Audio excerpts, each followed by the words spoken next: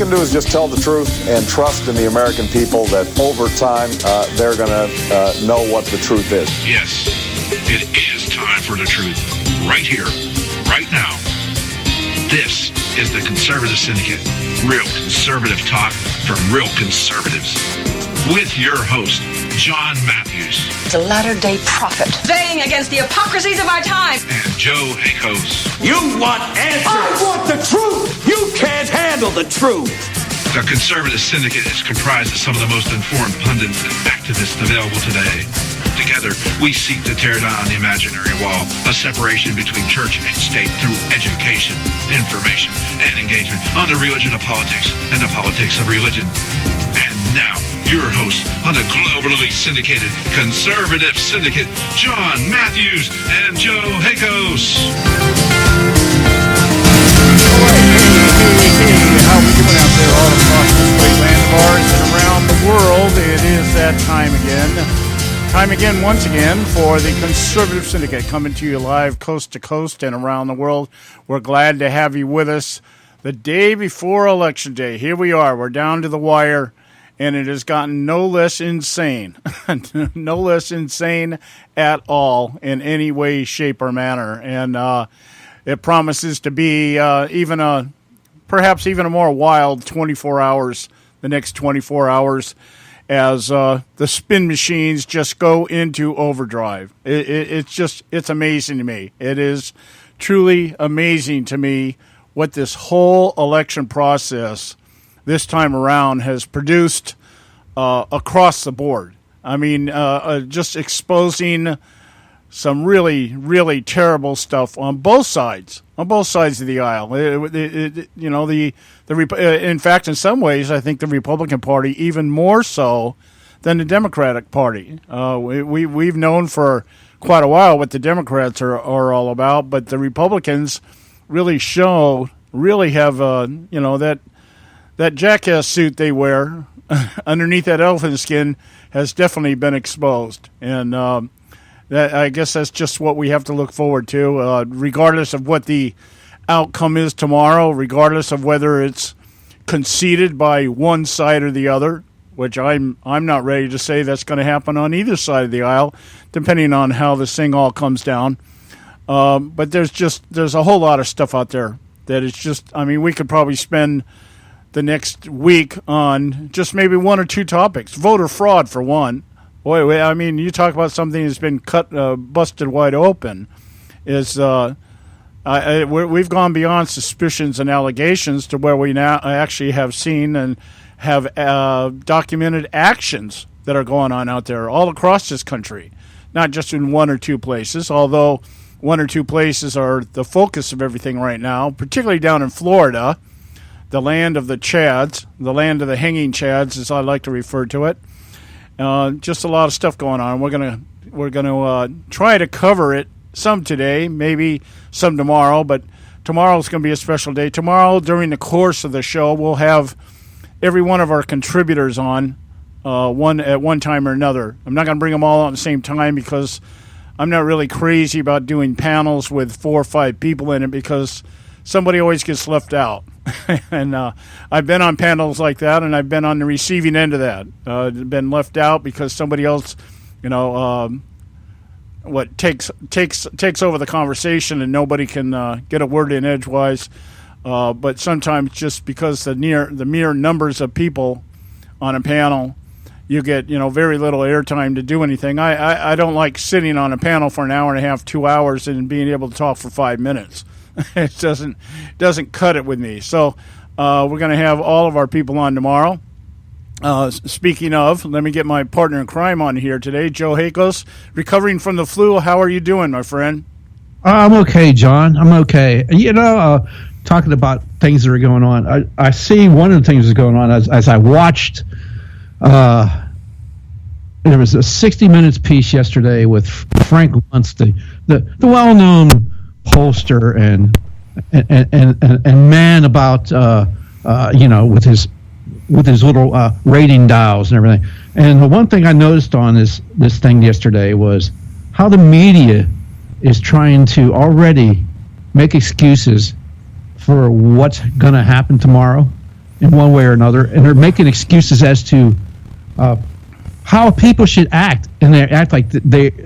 What caught me funny was how they acted like the media has nothing to do with the attitudes and how people perceive what's happening in this election. Well, it's just like and they're asking him. I just want the people. I just want whoever wins or loses. I just want them. If they lose, I just want them to come out, and I just want them to say we have to work together for the good of the nation. That's what I want them to say. And it's like, really, and it's like, cut it. Just stop the BS. And it's like, really, CBS, you had nothing to do with what was going on.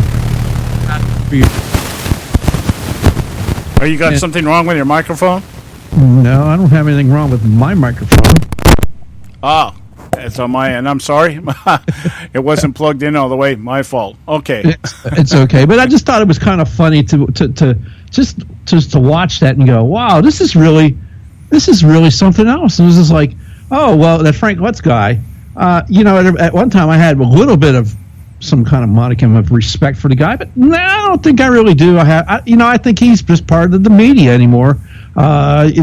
He's just part of that group of people that, you know what, tell the truth, damn it. If you just done your job and told the truth, people wouldn't be screaming CNN sucks at Trump rallies. People wouldn't be screaming tell the truth at Trump rallies. People wouldn't be people wouldn't treat you. I think the media and Congress are running neck and neck for the bottom of the barrel as far as public who likes them worse. Well, I think the recent poll I saw came out was that journalists were rated below lawyers. Now, you know how bottom of the barrel you have to be rated worse than an attorney. Yeah, and you know what Shakespeare said about lawyers. Yeah, well, I always thought that the first thing we do is gather those people up and shoot them. Well, that's what the old Billy said. He said shoot them, and with good reason why. Look what they're doing over in Britain with the Brexit. The lawyers are going, no, I don't care what the people said. Yeah. We're not going to do that. We're going to take it to court if you try to leave the European Union. We are going to make sure the people's voice is not heard here. I thought what's funny was over the course of the weekend, in between things that we did, going out and stuff like that, but over the course of the weekend, one of the things I spent time just kind of not really watching any particular channel, but just surfing, just out there surfing as I always do during commercials. My weekend time is normally spent watching things like the History Channel and the Military Channel. Because they National Geographic, maybe because they have some good stuff on there on the weekends. So they got really good programs on the weekends. But during commercials, I'll flip around and see what's going on. And I noticed that over in Fox News, they were talking about, of course, the situation with James Comey recanting his recantation. And what that meant and everything else. I think Brett Baier had to issue some kind of public apologies for insinuating or alleging that Hillary Clinton was going to burn, which I've got something I'm going to talk about. But I don't think Brett Baier even knew what he was talking about in total context because, we'll talk about that later. But so I flipped over to CNN, and, of course, CNN was talking more about the electoral map. They're sold on this idea that it all comes down. Well, it does come down to the Electoral College, but they're not really concerned with polls. It's like what are all their analysts telling us in terms of the Electoral College? And then I flip it over, and they had this was on Friday night. Lawrence O'Donnell, and I almost wet my pants. I was laughing so hard. His topic was Melania Trump working in the U.S. illegally back in the 90s. I'm like, you guys are still out there trying to drive that narrative, okay? Yeah. It's like what I call the Meg Whitman complex. Out here in California, she was leading the governor's race a couple election cycles ago when Gloria Allred trotted out an illegal servant that worked for Meg Whitman and just killed her chances. Like within 24 hours, everything was dead in the water. And, it was that kind of a thing. You're still looking for that fish that, that thing that liberals hang their hat on. And that is not qualifications, not integrity, not honesty, not, anything like that. It's how bad the other person is. That's how it is. It's liberals. It's always about the lesser of two evils. I may be bad, but I'm not as bad as the other guy or gal. And and I just how typical of somebody like Lawrence O'Donnell.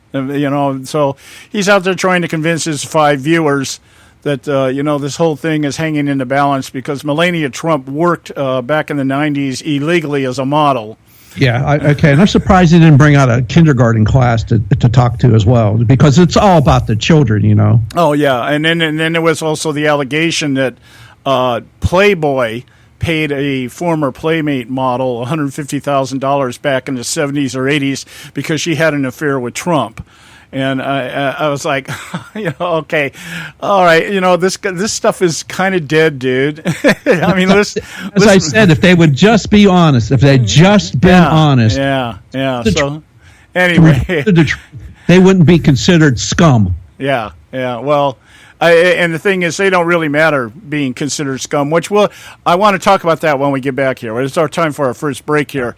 We do have Bob Cardoso. Bob Cardoso will be on with us at the bottom of the hour, and we're going to talk about this FBI thing, the recantation of the recantation, and just stand by, because we were not fooled here at the Conservative Syndicate on this. We called this, and it came out exactly the way we thought it would come out. So stay with us right here at the Conservative Syndicate. We got a lot for you today. We'll be right back.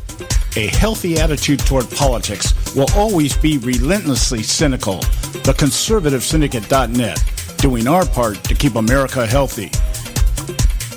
When our water heater broke down last month, it was a nightmare. It took 5 hours for the plumber to show up, and he charged us a couple of $100 just to come out. Then it cost another $1,800 to put in the new water heater. By the time it was all said and done, I felt like I'd been taken. But what else could I do? The smartest thing you can do is get a home warranty from American Residential Warranty. Their home warranties pay to repair or replace all your major appliances when they break, and they will break, and at the worst possible time. Call American Residential Warranty right now for free information on home warranties starting at just pennies a day. Don't wait for your refrigerator to stop running or your ceiling fans to stop turning. Call American Residential Warranty right now. Ask how you can save up to 50% on washer and dryer coverage. Just call 1-800-790-5960. That's 1-800-790-5960. Again, 1-800-790-5960. Call now.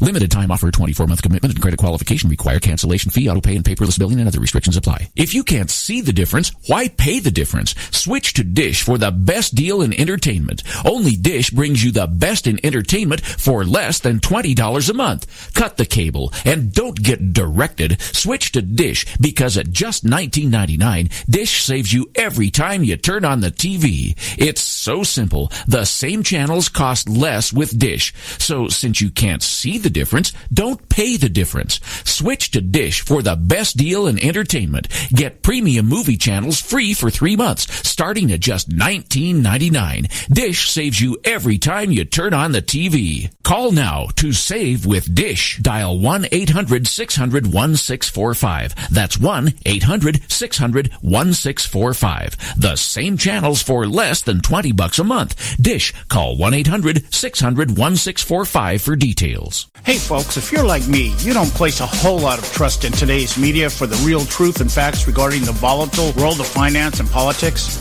When I want the real scoop on money, I go to the most trusted source I know, my good friend and colleague, Bob Cardoso. Bob is a noted expert with a PhD in international finance who airs his nationally known, globally syndicated show, Robert Cardoso Live Daily, Monday through Friday, 3 to 5 p.m. Pacific Time. With Bob, you get the right information at the right time from someone who knows his business and can help you make the right decisions concerning yours. Again, Bob airs daily, Monday through Friday, 3 to 5 p.m. Pacific Time. Visit his website at robertcardosolive.com for information regarding stations and topics. That's robertcardosolive.com. Check Bob out. You'll be glad you did.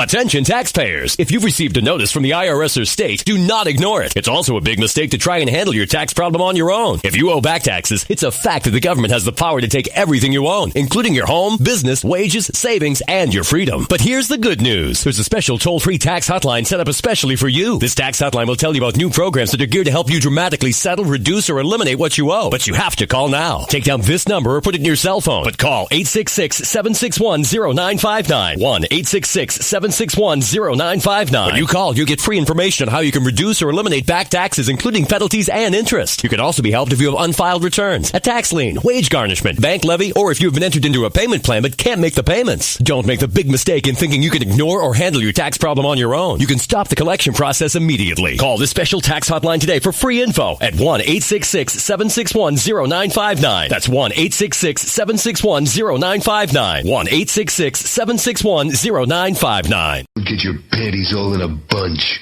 The Conservative Syndicate.net, exposing weapons of mass distraction.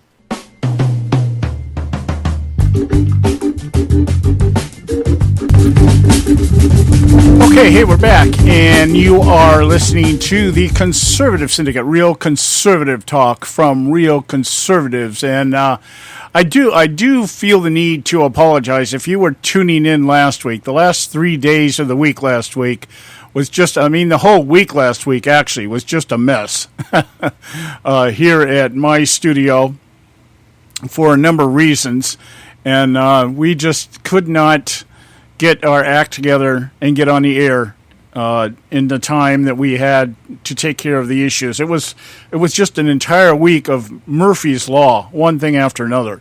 So we ended up playing an archive 3 days of the week last week, and I just really want to apologize for that because I know there are people that probably listen to it and, hey, wait, this sounds familiar, No, you're not suffering from deja vu.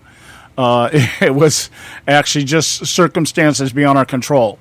If we ever get up to that place where we're making 1/20th of what Rush Limbaugh makes, I'll be able to hire people and pay people to stand in for Joe and I when things come up and we're not able to do it, or have guest hosts and stuff when we have other obligations and commitments that we have to take care of. But we're not there yet, so it is what it is. Anyway, all right, let me get into start off the top of the show here with this call that we made over a week ago, and I proudly say about 24 hours before Rush Limbaugh caught up with us once again. And that was right after James Comey had come out and announced, he didn't really come out and announce it, but I believe it was Jason Chaffetz from Congress had come out and made a statement that he had received a letter from James Comey, the FBI director, that they had discovered that there were more emails out there on Huma Abedin's home laptop. And he felt because, I guess the general consensus was after, the initial crying and moaning and groaning died down, was that he was trying to actually cover the ass of the FBI, meaning that if this knowledge had come out after the election, the FBI, of course, would have been accused of being part of a cover-up, which we already believe they were part of a cover-up. It was just... And they still are. And they still are part of a cover-up.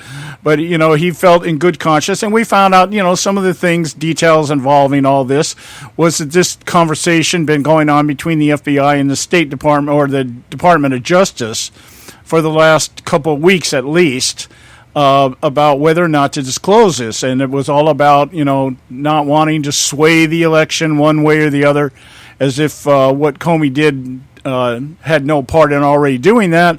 But, that's a narrative, and that's what the majority, the 47% of people, the 47% of people that will vote for Hillary Clinton no matter what. Yeah, that's amazing, John, that the 47% will vote for a criminal, a lying criminal. It's a fact. Yeah. You could try to sue me for libel all you want. Yeah. Go ahead, bring it on. It's a fact. Yeah. It's a fact. And so bring it on. Yeah. But 47% will want to go ahead and put her in the Oval Office, be the commander-in-chief, because Well, it's all about a video, and it's blah, blah. Oh, I didn't have any classified info. It's a fact. She's a lying cheat. Oh, yeah. Well, it's because of what you said earlier, Joe. It's all about the children. And there were several things that happened last week that just bring this to the forefront. Obama on the interview with a new startup over there at Facebook. Facebook is trying to turn into YouTube, where they actually have a show that's called End Now or something like that, and it's a B-level type news program. But he's out there saying the same thing. It's all about Hillary. He knows how he trusts Hillary, and he knows Hillary, and he knows everything about her is about the children. About taking care of our youth and stuff like that. So anyway, the point being is that FBI Director Comey had come out and made this statement that, we found these emails while we were investigating Anthony Weiner for child pornography or sexting the pictures to a minor, and this, that, and the other. And so, everybody went into high gear. All the people that had been criticizing him on the Republican side all of a sudden thought he was the greatest guy in the world. All the people that had been praising him on the Democrat side all of a sudden said, he's Satan's assistant. And lo and behold, everybody was just, oh yeah, this is it. The people on our side of the aisle, oh yeah, Hillary's history. Yeah, we got 65,000 more emails there, and it was, yeah, we're going to find something, and yeah, she's going down the tube. Actually, 650,000, 650,000 emails. Yeah. So, this is part of the stupidity of people to believe this. They couldn't go through 300,000 in like a year and a half. But they went through 650,000 in less than 8 days. Yeah, and it was funny the way he announced that. We've been working around the clock. Yeah, okay, yeah. So, yeah, exactly. We had the State Department telling us that they couldn't even release all the emails until 75 years from now. Yeah. We had to go to whoever the source was. If they were classified emails, we had to go to the source was. Is this a classified email or not? Blah, blah, blah, blah, blah, blah, blah, blah, blah. So anyway, as everybody was out there jumping up and down, and depending on what side of the aisle you were on, and for different reasons, we held our calm here and we said, no, this just sounds too much like another distraction, because one of the things that was coming out was that some of the more damaging WikiLeaks stuff was coming out, particularly about the Clinton Foundation. Yep. Okay, and so this detracted that from that. For 3 or 4 days, we didn't hear anything, very little about the WikiLeaks stuff. It was all about and it wasn't even about Hillary Clinton. It was about it was either about Huma Abedin having a laptop that she didn't disclose she had, or it was about her husband's sexting problems, or it was about James Comey himself, but nothing, very little about Hillary Clinton. And Trump did what Trump does. He jumped into this distraction, hook, line, and sinker, and he's out there at his rallies talking about, the bitch is going down, that's who he is. That's the way he does things. He's not, I don't think he does much vetting. It's wishful thinking, Yeah, I think he takes what he believes, and that becomes his paradigm and from where he comes from. Not unlike Barack Obama. Yep. Okay. So that's personal insult if you don't vote for me. Yeah. So it's kind of, they both share that, I'm going to say, narcissistic trait of thinking, if I believe it is what it is, and it is what it is. So that's to his detriment, because I think if he listened a little bit more, if people were counseling him the right way, and he was listening a little bit more, I think by now he would have he'd be up 20, 30 points over Hillary Clinton if he didn't walk into these traps, and I think sometimes willingly and knowingly, just all about, I'm going to defend who I am. Well, not so much. Some of these things aren't really traps, John. Some of these things are just little minor freaking BS things that the media blows up into Hiroshima type mushroom clouds. Yeah, so I agree, and that's been. There's no way he could ever. There's no way he's ever going to win anything. But if you remember now, way back before all this started, we said doesn't matter who the hell gets picked by the Republicans, they're going to get attacked ruthlessly by the media. Oh yeah. That's understood. I'm just pointing out that if there is one detriment to Donald Trump outside of his, I think, in-depth knowledge of what it is he's talking about. Yeah, part of that is just that's Donald Trump, and that's part of the reason why that people voted for him. I can tell you that right now. They're like, hey, that's just what the guy is. Yeah. He's not a politician, and he's going to say what's on his mind. And I'm not trying to play that down. I'm not trying to sound negative about it because God knows we do the same thing. I mean, I've more than once have just gone off the edge on something and had to turn right around and go, oh man, I wasn't even in the ballpark. It happens. But then again, I'm not running for president. Okay, so yeah, and that's the other funny thing about this. Who the hell wants to run for president? Yeah. This guy has got a fortune behind him, and yet, if it wasn't for the fact he is who he is, there's no way he'd be even still standing right now. Yeah, I give him kudos for his balls. I do. I mean, and like I said, my whole motivation, personally speaking, my whole motivation for supporting the guy is not because of his personality or his money or whether he's a businessman. I'm hoping that we protect our Supreme Court. That's been the whole thing with me. I've never been under any illusion or delusion that Donald Trump is the savior of America. I don't believe. Okay, I don't believe that. Okay, I just hoping he can help us save one branch of the government, and then we can pick up the pieces and hopefully put it back together. So anyway, Comey brings out his little freaking emails, blah blah blah blah blah, and then turns around the other day and says, there's really nothing to see there. Yeah, and we that's what we were saying.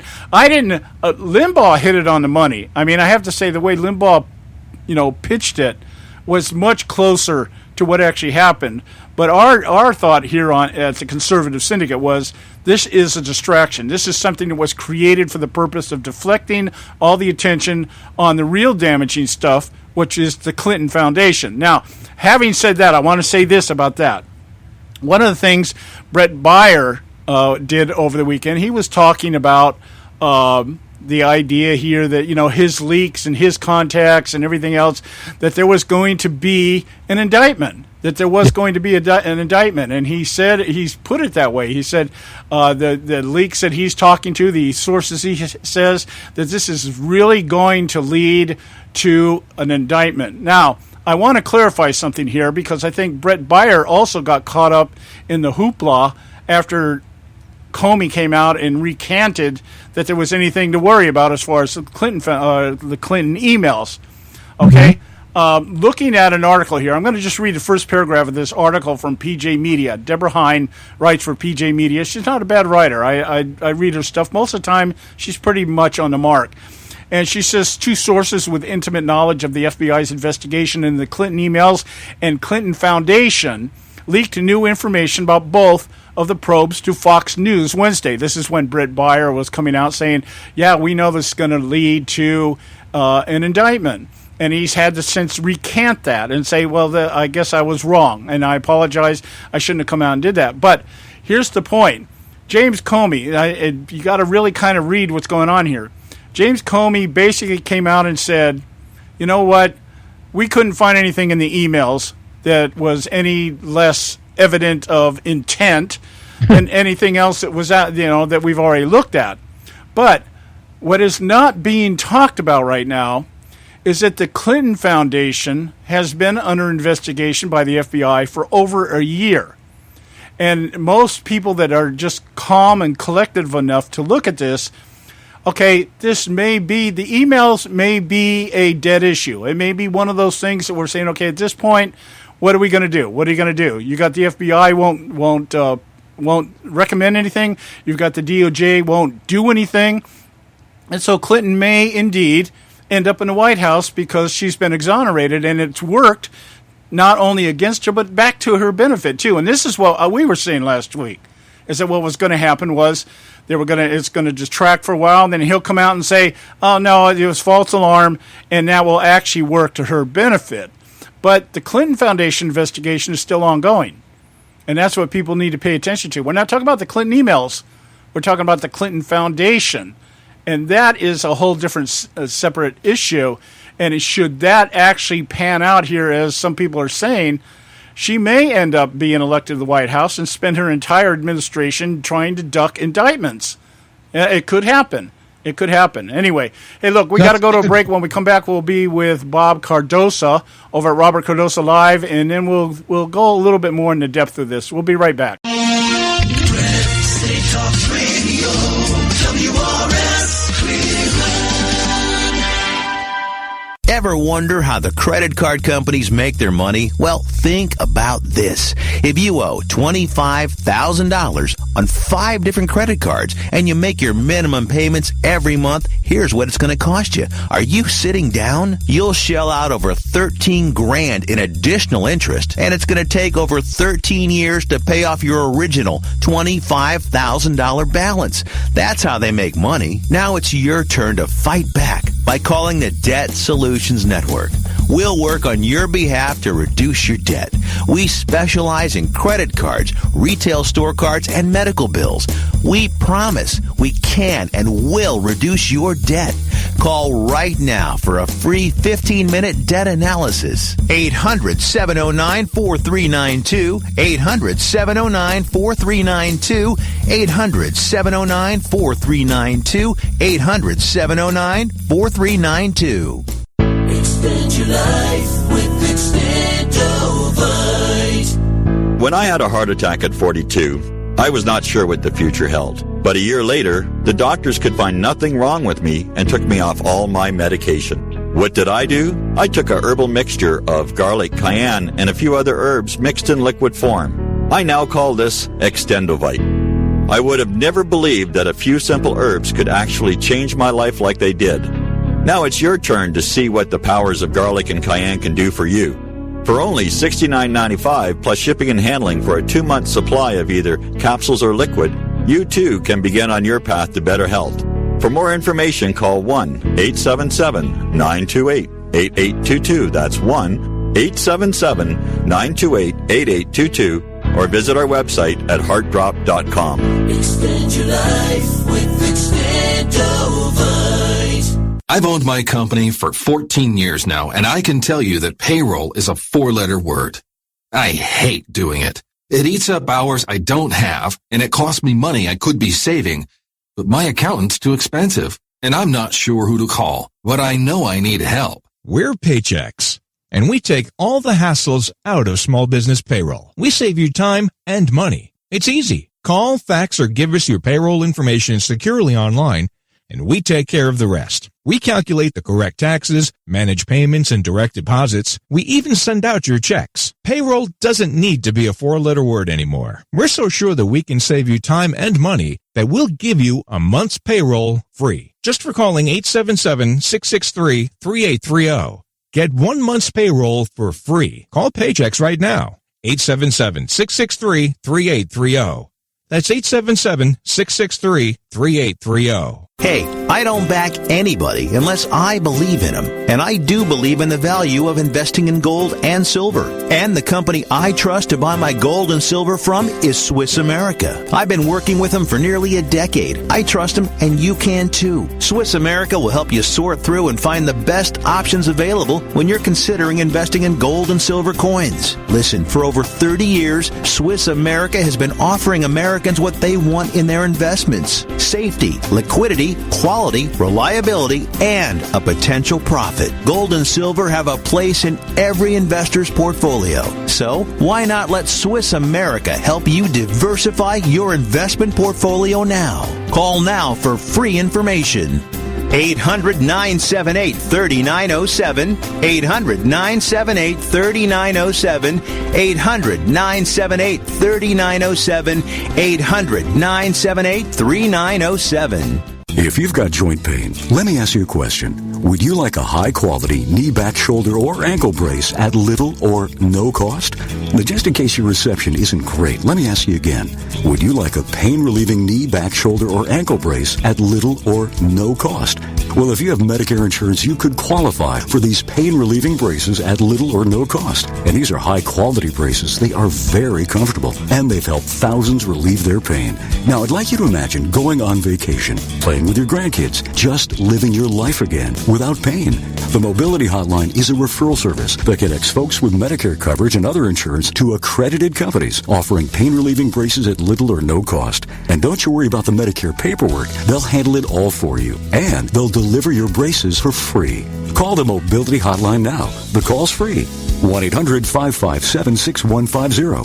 1-800-557-6150. 1-800-557-6150. Get your panties all in a bunch. The ConservativeSyndicate.net, exposing weapons of mass distraction.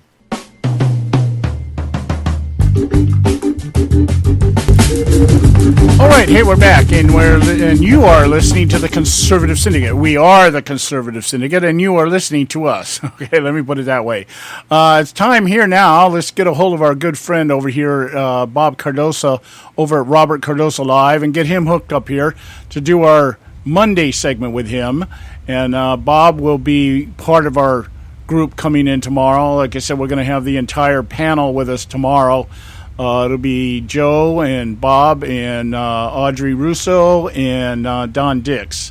And they'll all be checking in with us at different times. And we'll be talking about what's going on. Hey, guys. Hey, what's up, guy? What's up?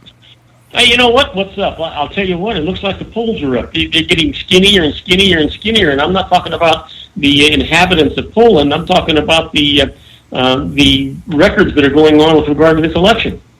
Well, you know, I can't help but be semi-tepid about what we're hearing here in terms of polls. I've never been a big, ever since we've learned that through the WikiLeaks emails that they know how to manipulate polls and they know how to get the results that they want, that kind of stuff. But, you know, it is, we did also say, okay, we really won't know what's going on until, you know, the last couple of weeks of the election. And here what we have, basically what we had 6 months ago, it looks like in most cases, pretty much dead even. And, you know, and it depends on where you go. I found it interesting that the LA Times has Trump up in double digits. And then you go to the Washington ABC poll, and they have Clinton up by 4. So, you know. Well, but John, that just goes to prove that what you're saying is absolutely valid, that these polls mean nothing. They mean you know what? As an accountant, I used to tell people I could make numbers say anything I wanted them to say. Then you tell me what you want them to say, and I can manipulate them to make them say whatever you want them to say using the same numbers. I think they're doing the same thing with the polls. Oh, yeah. As long as the IRS agrees with what you told them, Bob, that's perfect. Well, you just have to be able to defend what you said. Otherwise, you spend time away from home in one of those federal resorts. Unless your name's Clinton. Yes, that's right. Joe, you're absolutely right. Unless your name is Clinton, and then you are above it all. Yep. Yeah. The analogy I've always used is I use the Bible in this regard. You know, I've been in ministry long enough to know anybody can take any scripture out of the Bible and make it mean anything they want it to. And I mean, I've heard them all. I've heard. You know, I think one of the craziest ones I ever heard was a scripture in the Bible where it talks about the relationship between Saul's son Jonathan and David. And this is used by the homosexual community. It says that Jonathan loved David and David loved John, but David loved John more. Okay? That is according to the homosexual community, meaning that David had an infatuation with John, a sexual infatuation with Jonathan. And so it's like, okay, the king of Israel was a homosexual or at least bisexual. Okay, that's how. So you can make these things sound like you can turn them into whatever you want them to turn into, and that's really what the polls are about. Just make them make it say whatever you want to say. But getting back to, I wanted to get your take here on James Comey's recantation of his recantation. You know what? I've got to tell you. You know, for a guy that's supposed to have be honest and have integrity and be really, really smart and intelligent, this looks to me more like a preconceived plan than anything else. First of all, even if he had to notify Congress, he could have used different words. He could have said, "Hey, look, more information's come out. We don't know that it's any different than what we've already seen. There's nothing in here that would indicate that we're going to find anything more serious than we did the last time." But you know what? I think I'm appalled by the fact that the FBI is having an effect on the actual election. Well, in essence, that's really what he was trying to lead up to. His choice of words, I don't think, were that great, but he was, as this thing played out over the last 11 days, what we hear from some of the people within the department that have been willing to come out and speak. Of course, most of them are relatives of anonymous source. So what they're telling us is that Comey, there was pressure within the department. There were people within the FBI that thought him not indicting her or recommending she be indicted the first time was really a slam, even to the point where one story I read where his wife was on his case saying, you know what, you should have hung her. But I'll tell you what really helped resolve the whole thing for me was when I found out that James Comey was a Barack Obama appointee. As soon as I heard that, I went, okay, now all the pieces fit.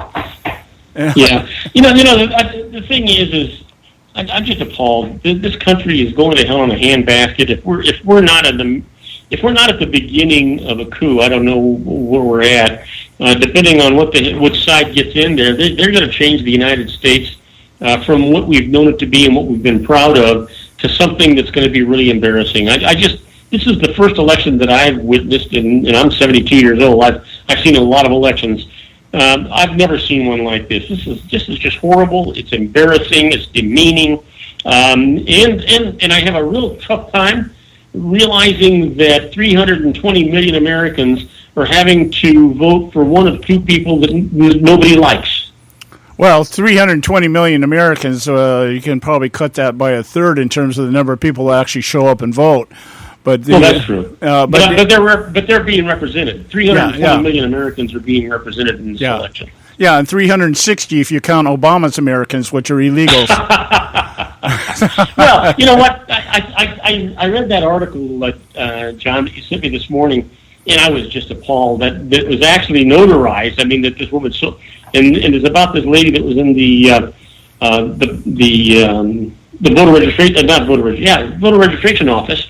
And they had this private, I don't know if you guys talked about this or not. They had this private room. Did you guys talk about it? Yeah, well, Joe, I'll let you do it because you're the one that sprung the story at the very beginning. Oh, gee, I have to pull this stuff up. But yeah, it's down in Broward County, the supervisor of elections. He's the lady that runs the elections for that county. And she has a private meeting with Hillary Clinton, private meeting with nobody around. And then the affidavit was...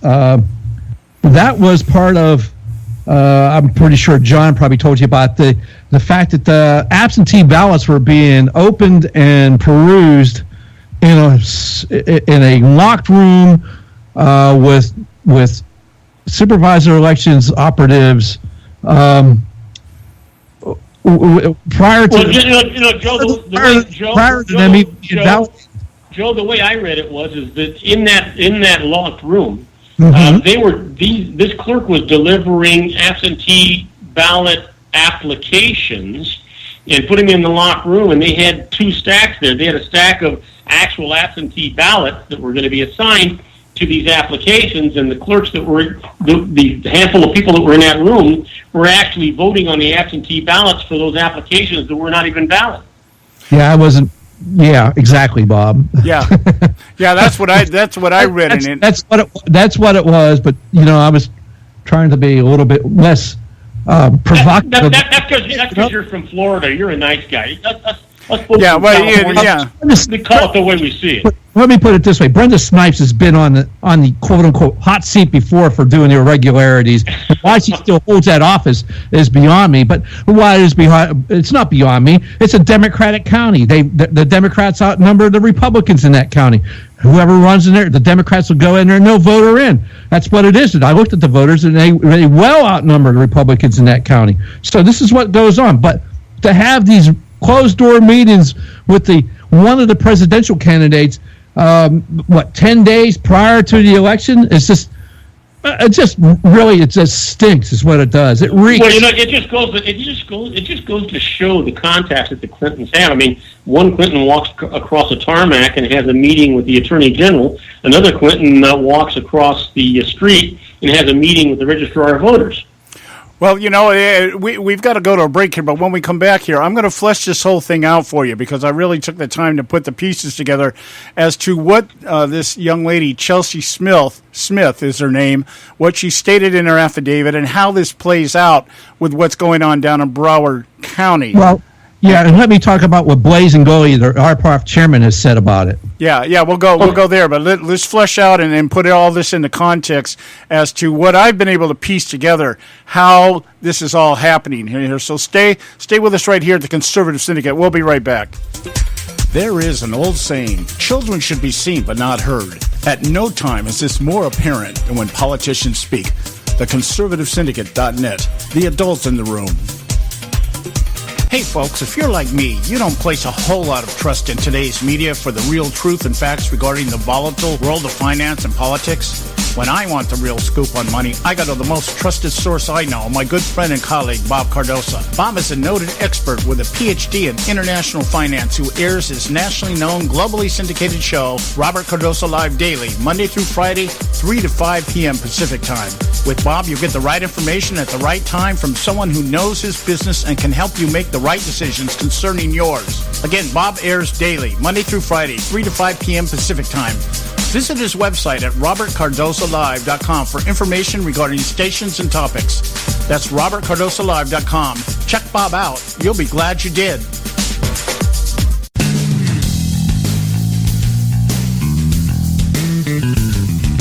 History affirms a vibrant civil society thrives on freedom of conscience, religion, and choice. Any society absent these qualities stifles individual responsibility and accountability, thus enslaving its people by denying them their potential for goodness, creativity, and altruism. To that extent, oppression, coercion, and totalitarianism are multiplied exponentially. To counter such outcomes, the American Freedom Alliance was formed. The AFA is a nonpartisan, non-aligned movement which promotes, defends, and upholds Western values and ideals. The Alliance strives to build an international coalition of citizens of the West who together promote and protect moral values, democracy, and freedom. To find out more and become part of this valuable asset in the preservation of freedom and all its rewards, contact us at AmericanFreedomAlliance.org. That's AmericanFreedomAlliance.org. Let freedom ring. Don't get your panties all in a bunch. The ConservativeSyndicate.net, exposing weapons of mass distraction.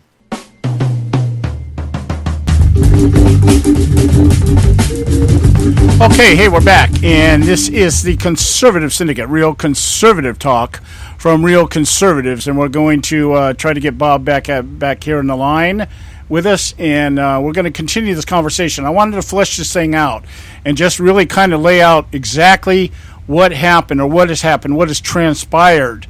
It really is just, I mean, I got to hand it to these people in the Democrat Party.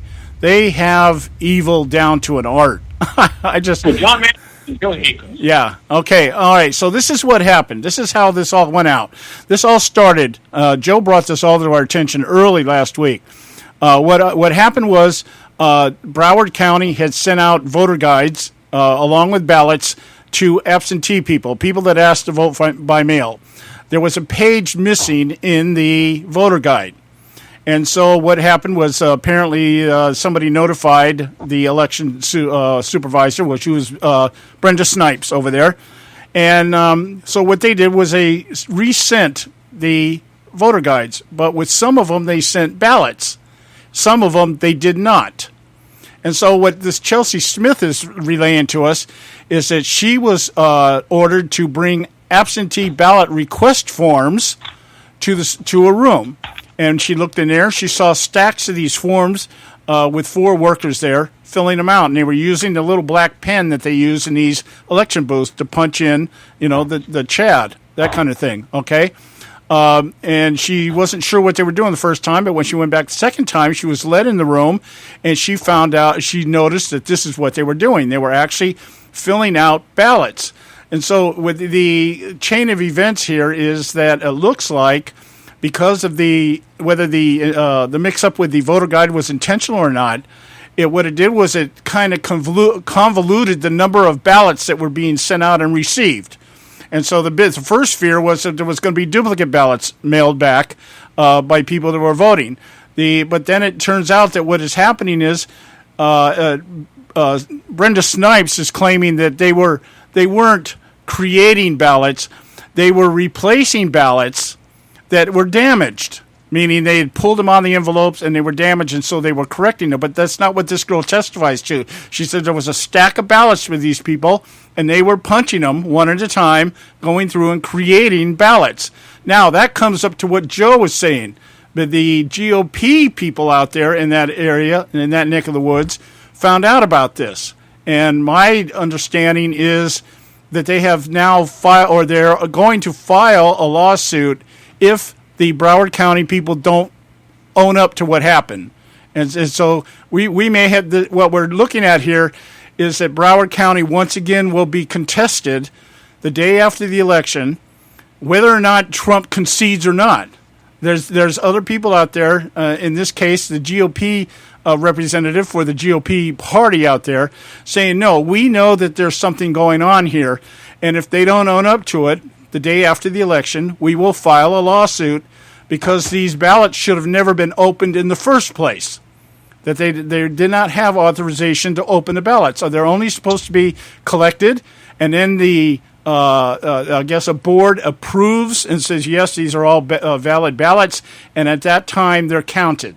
Am I right, Joe? Because they can't be open. They have to be they had to be vetted and properly secured and not opened. So they have to be secured. Yeah. Am I correct in assuming that whether you send in an absentee ballot or early voting or any of those things, that the results of that are not tabulated until the polls close? That's supposed to be correct. Yeah. And that's on election day, on election night. Yeah. See, so what you're hearing, Bob, what you're hearing out there is that, and the way the media is presenting it, is that, for instance, like today, Florida is ahead in the vote by mail, the early voting. They're ahead, and the only they're basing it on the fact that there have been more Democrat ballots received than Republican ballots, and so then they're assuming that because there's more Democrat ballots, that there's more Democrats voting for Hillary Clinton. They don't know what's on those ballots, but the indication is just like with polls, just like tomorrow, you're going to hear exit polls. Everything is going to be geared to the idea that this thing is over. Hillary's already won it. But you know what? You know what's wrong about that, Joe or John? The thing that's wrong about it's the same thing as sleight of hand that magicians do, right? First of all, you can count the number of voters that have voted, but you have no idea whether they're a Democrat or a Republican, how they're going to vote, regardless of what their party affiliation is. Democrats can be voting for Republicans and vice versa. But the thing is that the media is really screwing up this country, and they're setting up the criteria for how somebody's going to be elected. I still honestly believe it, and you and I talked about it before, and that is you know what? The media is going to get out there, and they're going to say the Democrats are way ahead or the Republicans, and whatever they're going to do. And the people that are out here that have not voted yet, and there's still a lot of them, even though the majority of them still have not voted, those people are going to say to themselves because they're uneducated or they are misguided and say, I want to vote for a winner. They're going to vote for who the media says is the winner based on not how the votes went, but how many Democrats and how many Republicans actually went to the polls. Well, I listened to Kellyanne Conway this morning on CBS. Mm-hmm. She went on CBS, their morning show. It's supposed to be a news show. I just call it a show because there's very little news on it. But they had her on there, and they were asking her about this. The big question and the ongoing question every time I've seen her on a show the last 11 days is Trump going to concede this election if he loses? And she's just basically saying, well, he might, or she thinks he will. But here's the point. The idea here, what they're trying to put out here, like out here today on the Huffington Post, Florida's early vote ends with record turnout in Democratic strongholds. Guess where those strongholds are at?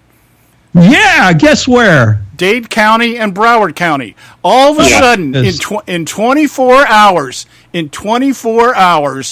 they had 53,000 additional ballots all of a sudden show up.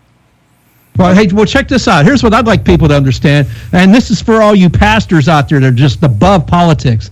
On Sunday, a black church-driven voting day known as Souls to the Polls in Pembroke Pines, Florida, that's just a suburb of Miami, reported some of the longest lines waiting to vote. Some of the counties, 21 polls closed at 7 p.m., but hundreds of people still waiting in line. They were still allowed to vote.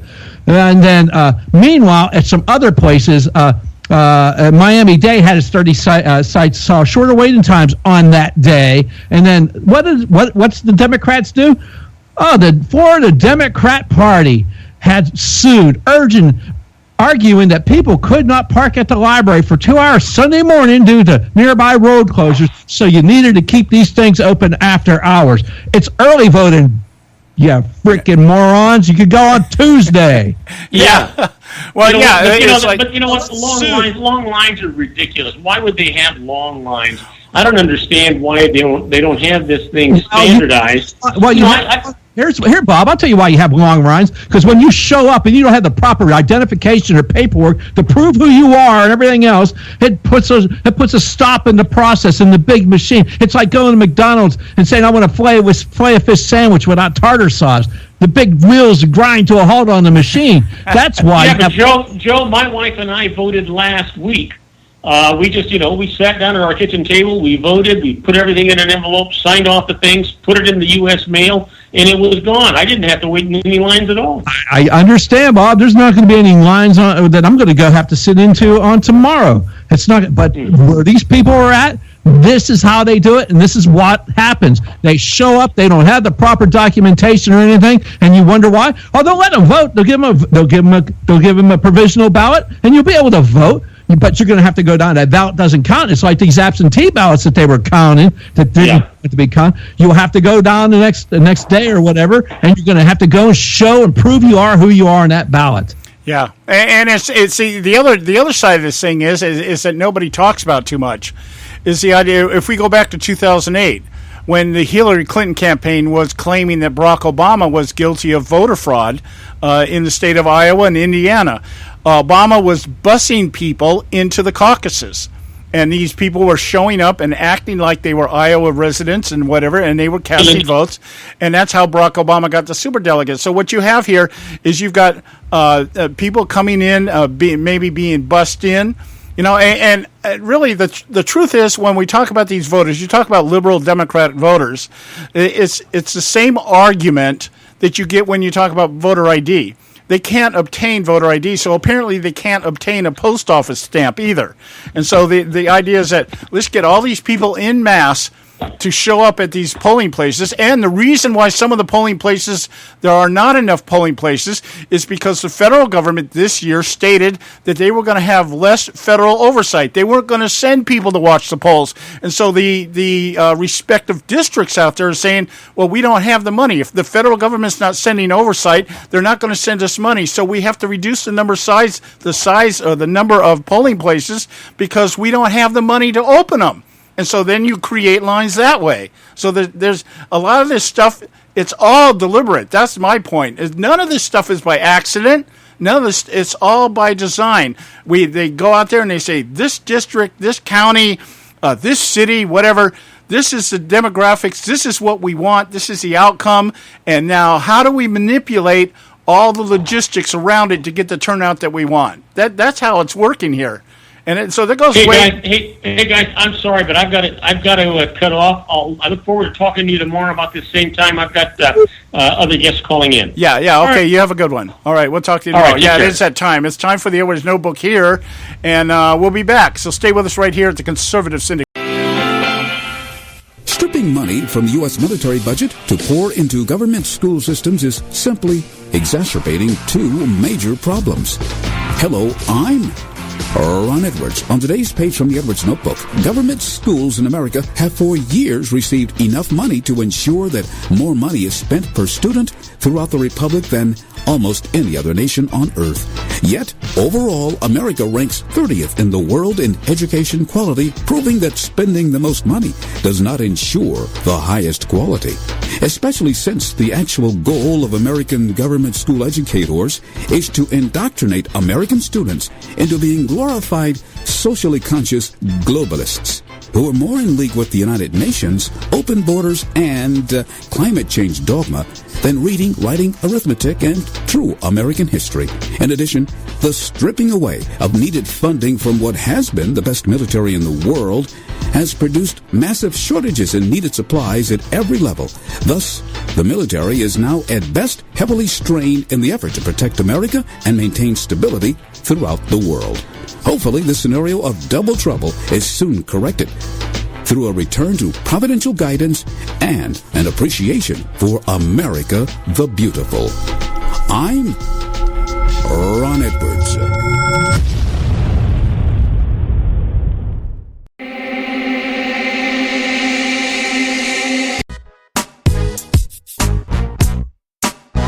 A healthy attitude toward politics will always be relentlessly cynical. TheConservativeSyndicate.net, doing our part to keep America healthy.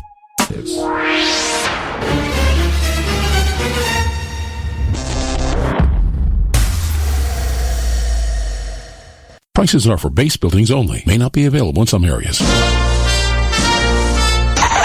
Attention business owners, do you want a stimulus package that really works? Before you spend thousands of dollars more than you should on your next building project, listen to this. General Steel has a stimulus package designed to help you save as much as half the cost of conventional construction on your next building. As much as half. That's right, General Steel can save you thousands of dollars with a pre-engineered steel building designed for your business or church. How about a 50 by 100 foot building for under $30,000? So don't pay thousands more than you should without calling General Steel first and save as much as half the cost and time of conventional construction. With the projected demand for steel in Japan and China, prices may be skyrocketing. 877-927-3360. 877-927-3360. 877-927-3360.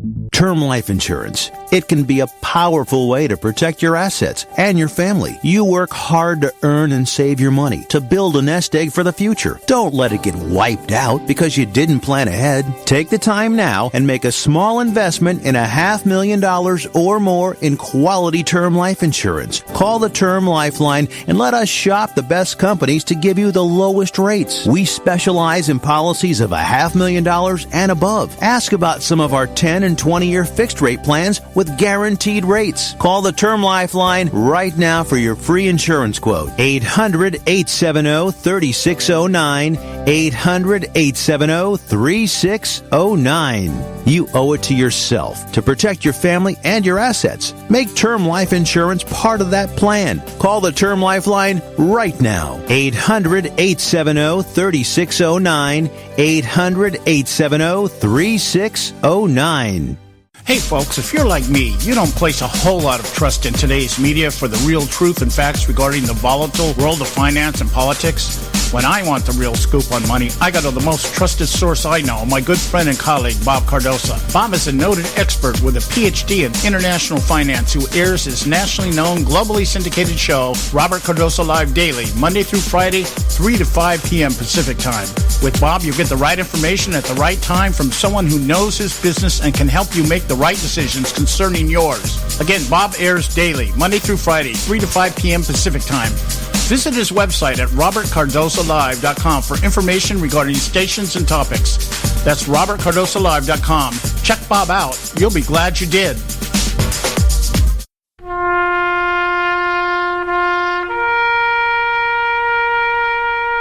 Read something recently worth thinking about. It's the soldier, not the campus organizer, who's given us freedom to demonstrate.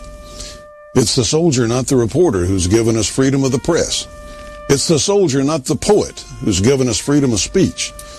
It's the soldier who serves under the flag, who defends the protesters' right to burn the flag. Isn't it time now to demonstrate that we support our troops? Were it not for the brave, there'd be no land of the free. Fred Thompson's message was brought to you by citizensunited.org.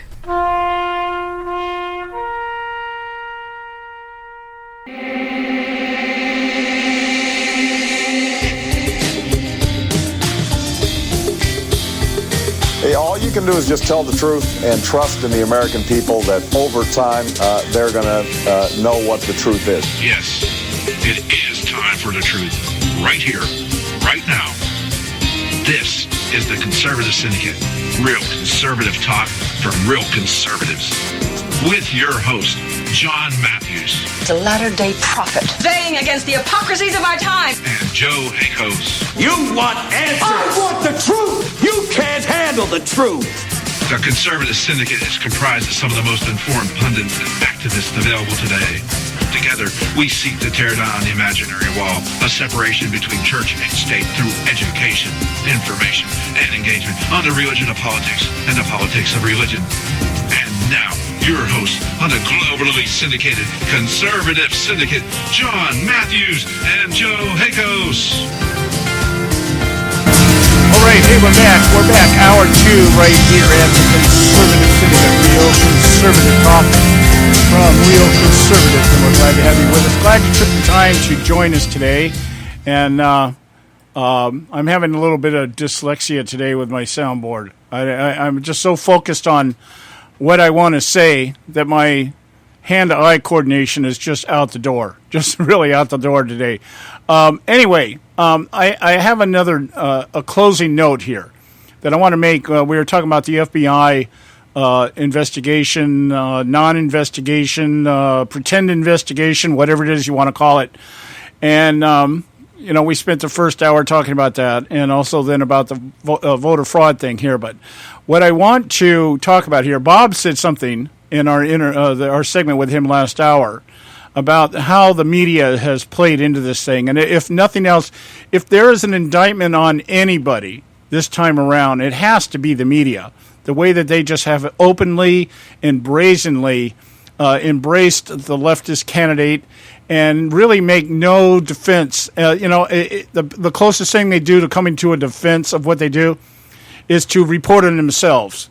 You see this every once in a while. The media will be out there doing something, and all of a sudden somebody in the media will say, have we gone too far? And so let's talk about that. Have we gone too far in the media?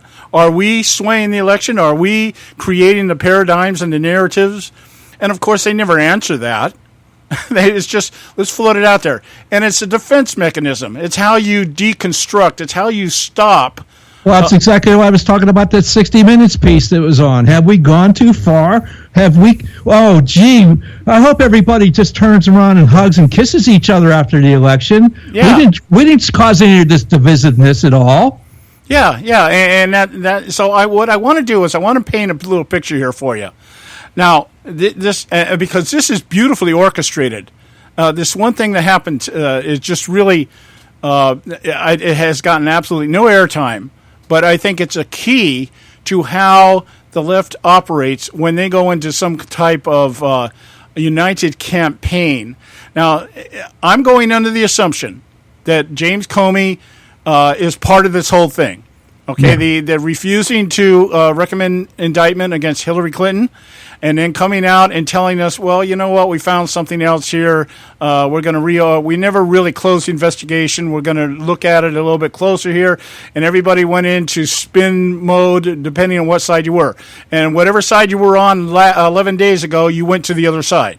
And so it created, even more of a quagmire, more chaos, and worked as a distraction. Comey comes out over the weekend. No, false alarm, guys. Don't worry about it. And in the middle of all this, now what we're hearing is the senator from Minnesota, Al Franken. Okay, Al Franken. Let's see. He was the 60th vote that allowed Obamacare to pass, and to win his election, they happened to find some ballots in the trunk of somebody's car. Yeah, okay. I think he won the election. Al Franken. Didn't he win like less than 500 votes, or between 500 and 600 votes, when it all was said and done? And there was charges of voter fraud, and they actually had to do a recount, and that went up and down. It was it was like a mini 2000 out there in Florida, and he ends up winning. Well, anyway, he comes out and now says that they should have a hearing on James Comey. Now the Senate needs to put together a hearing, and we need to deride James Comey. We need to make him understand what he did and how he broke the law. He violated the Hatch Act, and we need this guy's skin. And you know that is all show, and that's my point.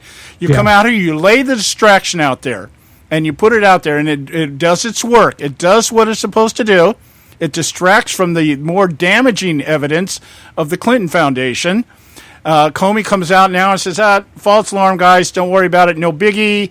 And now to cover up the cover-up, Franken marches out and as Mr. Smiley and says, hey, you know what we got to do? We have to rake James Comey over the coals, at least verbally. We have to verbally scold him. We have to put him in front of senators who will just tell him, you're a fine man and a fine senator, but or a fine FBI director, but what you did was wrong, and we're really mad, and we want to let you know we're really mad. Okay, that the kind of thing, and it makes it look like they had nothing to do with this. That's my point. It's now Comey is going to become the proverbial scapegoat of the cover-up, which he was part of and probably initiated by direction, either from the Department of Justice or Barack Obama himself or somebody in his cabinet, because now I understand Valerie Jarrett is telling Obama, we want to fire Comey. We need to fire this guy. Okay, so this is all part. It's all theater. It's all kabuki theater is what it is. Yeah, there you go.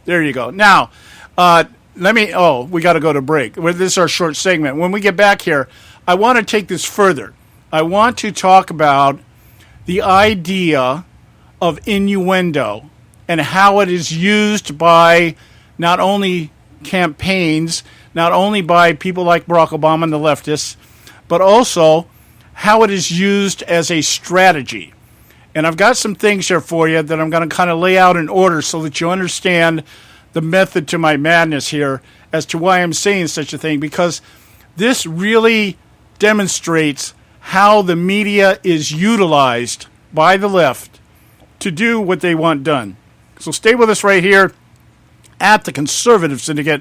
We'll be right back. A healthy attitude toward politics will always be relentlessly cynical. TheConservativeSyndicate.net, doing our part to keep America healthy.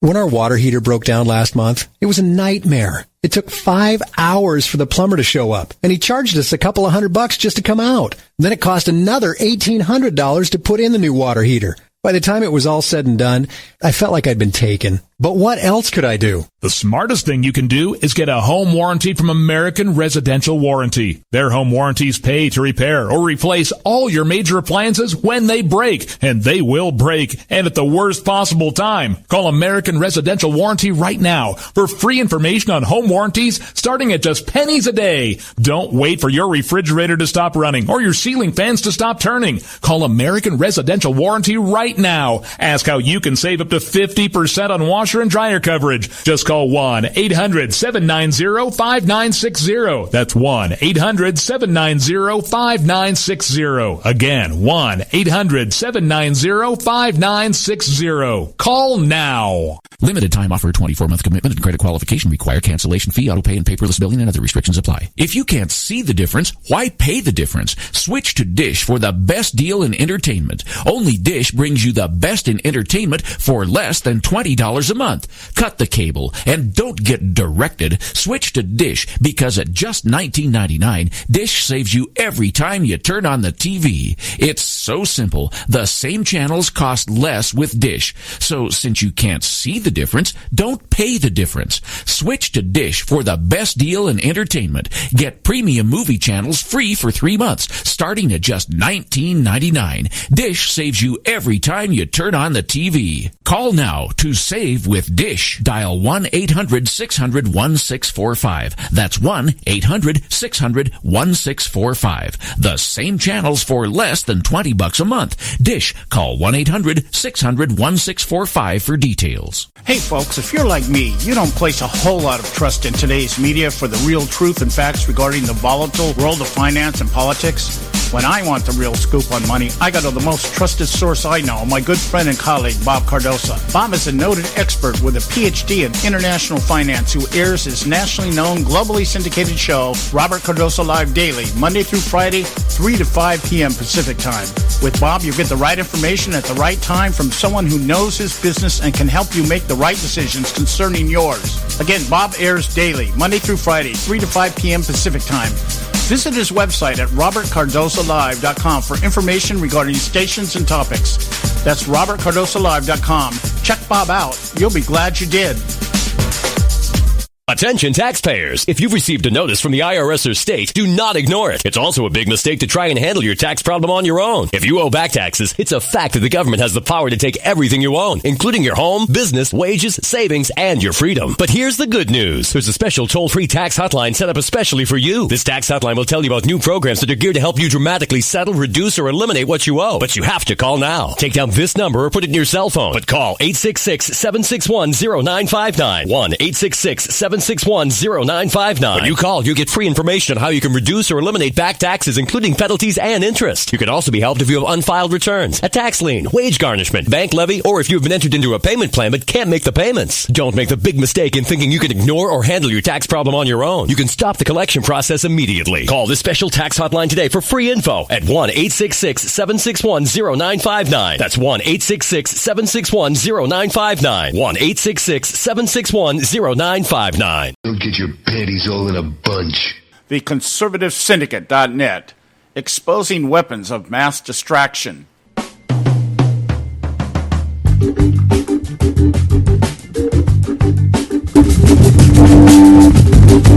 Okay, hey, we're back, and you're listening to the Conservative Syndicate, Real Conservative Talk from Real Conservatives. I'm your host, John Matthews, along with Joe Hakos, and I want to get into this. This is going to be, this will probably take up the remainder of our time with you today, but I think it's really important to lay out exactly how the left strategizes with the media, how these two work in hand in their unholy alliance to fundamentally transform the United States of America and to do it by circumventing moral order, laws, rules, and particularly the Constitution.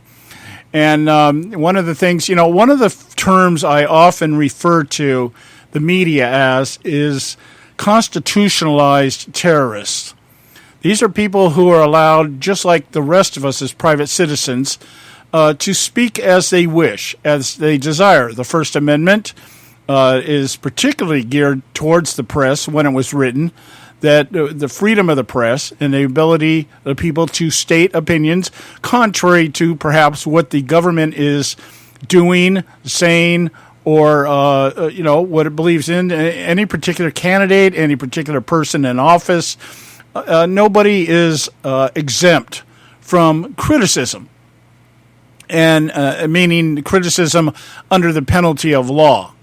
Not like some third world country or someplace like Russia or China where the media is officially and openly nationalized and actually told what to do. Well, we have that segment here in the media today, but it's more disguised, it's more subversive, it's more behind the scenes kind of thing, and it's disguised as journalism, and reporting, investigative reporting, and this, that, and the other. And we find that investigative reporting is another term for smearing or damage control. If you're trying to smear a candidate, there's a lot of investigation. We can go back to 1980, 1985, 1990, and find out that Trump made some lewd comments about somebody one time, and that exemplifies everything that he represents and why he shouldn't be elected to the office of president. Where on the other hand, if we go back and say, well, let's talk about the 40 years plus of corruption from the Clinton family during their time in the public office, then it's more investigative reporting. Is more like damaging the reputation of those who would dare report such a thing, that kind of stuff. So it works, but it's very little. You find very little investigative reporting from mainstream journalism. And so they have become basically allies of the left.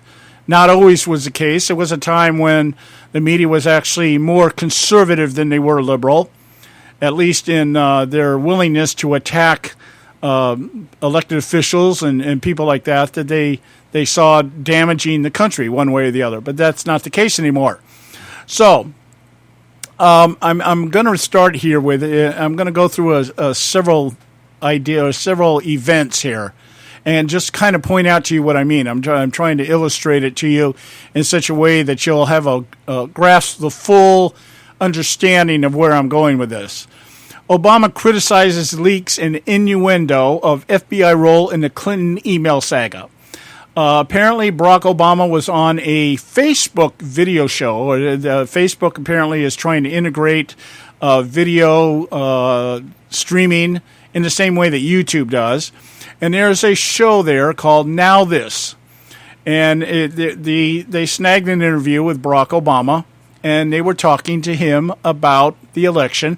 And during the course of the conversation, he was asked about the FBI situation, the situation with Director James Comey's decision to inform Congress about emails that were possibly linked to the investigation of Hillary Clinton's private server. As we noted earlier in the show, specifically emails that were found on Huma Abedin's personal laptop that she shared with her husband, Anthony Weiner. And apparently that's where these emails were discovered during the FBI investigation of Anthony Weiner's conduct towards a minor in sexting pictures on cell phones. All right. Now, Obama gave this response when he was asked about it. He says, I do think that there is a norm that when there are investigations, we don't operate on innuendo. We don't operate on incomplete information. We don't operate on leaks.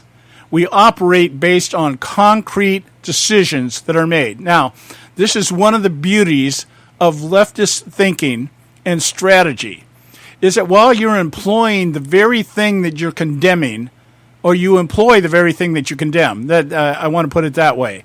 He's out there saying, yeah, we don't do this kind of stuff. You know, the only thing he left out of us, this is not who we are. That's his famous, this is not who we are. This is not how we do things, okay? We don't operate on innuendo. We don't assume things. When we have facts, concrete facts, then we can make decisions as to how we express ourselves and how we give our opinions, how we form our paradigms, and how we speak of our narrative. So he went on to say that he defended Hillary Clinton, and the conclusion of the repeated congressional investigations, the Justice Department and the FBI, as if to say all these were integral investigations. Well, we find out that when you have departments investigating themselves, you're not really going to get a whole lot of objectivity and honesty in the results. So the FBI and the Department of Justice and congressional hearings and all found that at worst Hillary Clinton made some mistakes, but there wasn't anything that was prosecutable. Now, James Comey never, I want to make this point here, and then I'm going to really get into the thrust of what I'm talking about here. James Comey never said that what he found on Hillary Clinton was not prosecutable. What he said was any reasonable attorney working for the Department of Justice would not prosecute such a case. So he was very implicit in what he was saying is nobody in the Department of Justice would touch this with a 10-foot pole. That's really what he's saying. He wasn't saying that there was not prosecutable stuff. He wasn't saying that there wasn't evidence that could be used or could be in a court of law. What he was saying is nobody in the Department of Justice is going to touch this because the history of the Department of Justice indicates that they don't touch stuff like this. All right, so the idea that it wasn't prosecutable is a spin by Barack Obama. It's that Comey recognized the fact that the Department of Justice wouldn't do anything with this anyway, so there was no reason to recommend indictment. And I'm sure he probably did that, thinking, well, if I did recommend indictment, then everybody would be coming after me. But as it turns out, everybody was coming after him anyway, and they're still going to be coming after him. Okay, now that Senator Franken out there in Minnesota wants a hearing. They want to be able to rake James Comey over the coals, at least to give the appearance that they're dissatisfied and upset with him taking such steps as to possibly circumventing and impugning the integrity of our electoral system. But let's get back to Barack Obama's innuendo here. Okay, we don't operate on innuendo. Well, I think it's important to list just a couple of things that have been happening during this election cycle that has been entirely innuendo coming from the left. Trump is tied to the KKK because they endorsed him. So the innuendo is that Trump supports the KKK. The KKK may see things in Donald Trump's platform. They may hear things in his language. And they are saying, yeah, okay, Donald Trump's out there. Oh, yeah, Mexico sends us their rapists, and we shouldn't allow any Muslims into the country until we know who they are. And, yeah, okay, a racist member of the KKK will hear something like that and say, hey, right on. Yeah, Trump's our guy. Okay, but just because the KKK, David Duke, and the KKK are endorsing Donald Trump, excuse me, doesn't mean that Donald Trump is in fact endorsing the KKK. But because Donald Trump didn't come out and heavy-handedly rebuke the KKK and completely distance himself from the endorsement, it's natural from the leftist point of view to think that Donald Trump is in cahoots with him. Donald Trump said, they want to endorse me, fine. They are citizens. They may not be right. They may not be moral. They may not even be good people.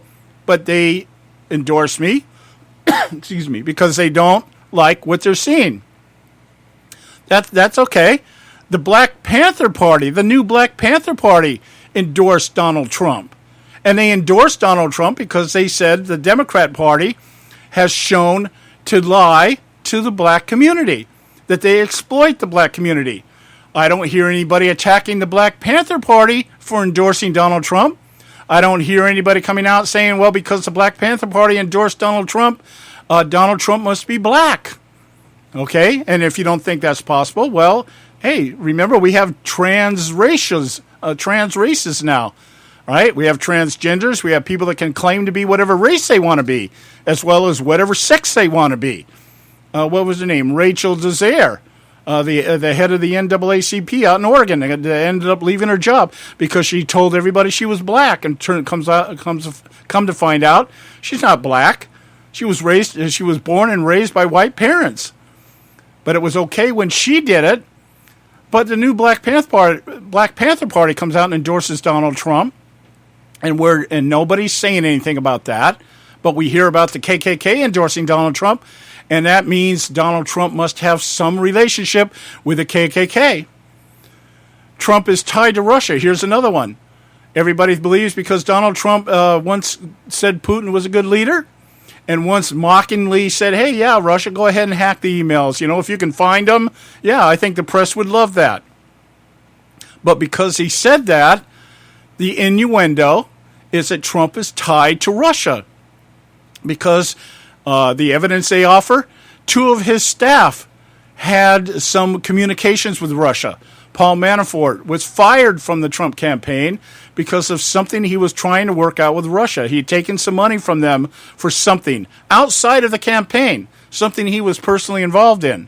There was another investigation of one of Trump's other staffers having ties to Russia for the point of what is it that? Well, he had some ties. They were business dealings. But because they worked for Trump and they were associated with Trump, the natural innuendo is what? Trump is tied to Russia. Trump and Putin are BFF. They're best friends. They're buddy-buddy. Okay? There's been no evidence of that. There is an article here. There is a piece here, though. This is how the innuendo works.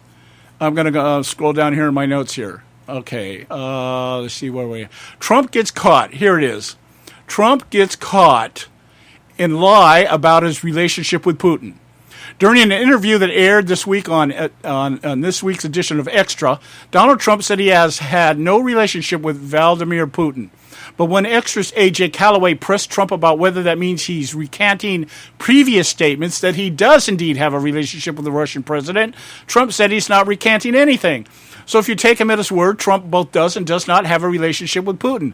This brief clip from the interview highlights the contradiction. Now, what is the contradiction? It says here, Yahoo broke in September about Trump's foreign policy advisor, Carter Page, under federal investigation for meeting with high-level Russian officials seeking to manipulate the presidential election. All right, so Carter Page from the Trump campaign was apparently under investigation by the FBI. But he's gone. He was let go by the Trump campaign.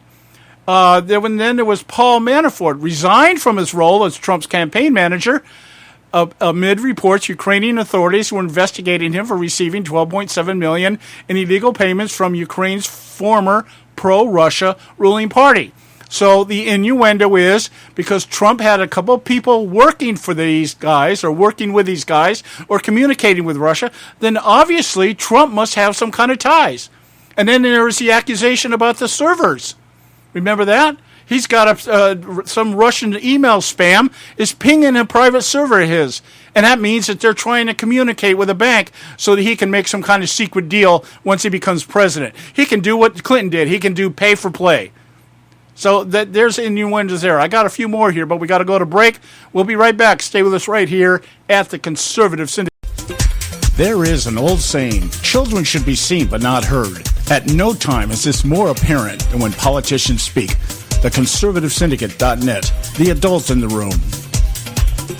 Hey folks, if you're like me, you don't place a whole lot of trust in today's media for the real truth and facts regarding the volatile world of finance and politics. When I want the real scoop on money, I go to the most trusted source I know, my good friend and colleague, Bob Cardoso. Bob is a noted expert with a PhD in international finance who airs his nationally known, globally syndicated show, Robert Cardoso Live Daily, Monday through Friday, 3 to 5 p.m. Pacific Time. With Bob, you get the right information at the right time from someone who knows his business and can help you make the right decisions concerning yours. Again, Bob airs daily, Monday through Friday, 3 to 5 p.m. Pacific Time. Visit his website at robertcardosolive.com for information regarding stations and topics. That's robertcardosolive.com. Check Bob out. You'll be glad you did.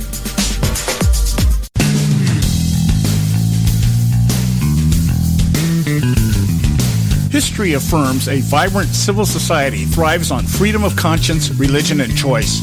Any society absent these qualities stifles individual responsibility and accountability, thus enslaving its people by denying them their potential for goodness, creativity, and altruism.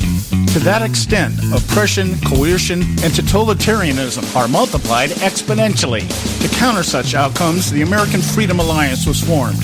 The AFA is a nonpartisan, non-aligned movement which promotes, defends, and upholds Western values and ideals. The Alliance strives to build an international coalition of citizens of the West who together promote and protect moral values, democracy, and freedom. To find out more and become part of this valuable asset in the preservation of freedom and all its rewards, contact us at AmericanFreedomAlliance.org. That's AmericanFreedomAlliance.org. Let freedom ring.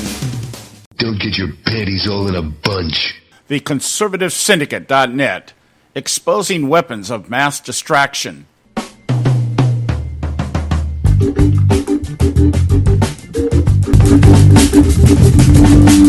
Okay, hey, we're back. And you are listening to the Conservative Syndicate, real conservative talk from real conservatives. I want to continue here with what I'm talking about in terms of Obama's interview with the media outlet out there, media streaming site, Now This. And on November 2nd, he conducted an interview with these guys. As I said, Facebook is trying to break into the YouTube world by allowing people to stream live shows via Facebook, something we here at the Conservative Syndicate, I think, is going to look into. But anyway, and the idea that Barack Obama says, we, meaning them, don't operate on innuendo, they don't operate on incomplete information, and they don't operate on leaks. Well, everything in the Clinton campaign has been about all three. None of it has been on her policies or her positions. It has all been operating on destroying the other side, because that's what you do when you have your own issues that you have to deal with. And those issues become front and center, and people actually start paying attention to them. The Clinton email private server thing, the Clinton Foundation, amongst the long list of other corruption and scandals that the Clintons have been involved in, immorality with the Monica Lewinsky thing, the Paula Jones, the number of women that Bill Clinton have had affairs with, some of them which were paid off to go away, all this other stuff. Documented. But here we have Donald Trump, and it's a whole different story. Everything has been about innuendo. And what I was saying was, before the break, we have Donald Trump being tied to Russia because two of the people on his staff, which, by the way, are gone because these things were discovered, because they were part of Trump's inner circle or campaign, it naturally means that Trump had dealings with these people. And then I ended the segment talking about the server, the magic mystery server, the secret server that Donald Trump has set up so that he can communicate incognito with Alpha Bank over in Russia, which supposedly has strong ties to Vladimir Putin. And so the idea that this bank has been sending spam out there, over 2,700 pings against Trump's server, means that Trump is communicating. Why? Because some experts at some schools, some computer schools, computer people, computer experts, said, well, it looks like, it appears that, no documented proof, no evidence whatsoever, but because they say, well, this is an indicator that this could be happening. And so what happens? The media grabs hold of it, and, well, it just validates what we've been saying about Donald Trump all along. Him and Putin are good buddies. Okay, Putin said, Trump once said, let me go back to this interview here. I want to kind of tie this up here. The interview on Extra. Okay, The Lie. A.J. Calloway on Extra talks to Trump and asks him to recant past dealings with Russia. That apparently Trump says he's had past dealings with Russia. Well, the evidence that this guy gives is that Trump once mentioned that he talked with Vladimir Putin about a Miss Universe contest, I guess maybe holding it over in Russia or whatever. Okay? It says here that Trump he's repeatedly expressed skepticism about whether Russians are really involved in terms of the hacking. Well, we all know nobody has been able to prove that the Russians hacked anything. Nobody has evidence of that. But the innuendo, the insinuation, the assumptions, because Donald Trump once said, hey, Vladimir Putin is a much better leader than Barack Obama, which he is. He is. He's an assertive leader. He does things that he wants to do, but he does it with the Russia at the center and the forefront of his motivation for doing it. Barack Obama is all about transforming the United States of America into Russia. Okay, and so there's a little bit difference there in terms of motivation and loyalty. Now, let's see here, and then and their source, Mother Jones. There's a reliable, objective media site for you, Mother Jones. Okay, there's a former Western intelligence officer that claims Russian intelligence had compromised Trump during his visits to Moscow and could blackmail him. See, that's the same charge everybody's leveling against Hillary Clinton, who we know operated an unsecure server, who we know did it while over in areas like Russia. And that was the big thing that James Comey alluded to. We don't have no evidence that she was hacked, but she could have been hacked. She might have been hacked. Okay? Now, but it's like, so Trump had a conversation somewhere along the line with Vladimir Putin. Does that mean that he met Vladimir Putin? Trump's statement was, I've never met the guy. Does that mean that he couldn't have talked to him on the phone? Maybe talk to him. Hey, you know what? I don't think he's going to fly over to Russia to talk to this guy about possibly setting up a Miss Universe contest over there. The Russians wouldn't probably have any part of it anyway. Anyway, innuendo. So it's all been innuendo. Now, let's get back to my list here.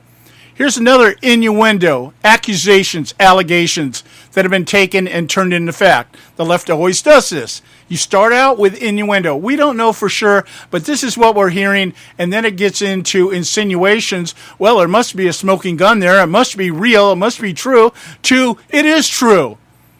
And nowhere along the line is there ever any solid, irrefutable evidence that what they're saying is true. Excuse me. Here's another one.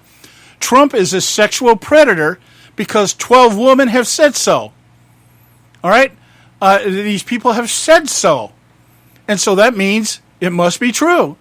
Now, we do have the one videotape in which Trump has admitted that he talked lewdly about a woman.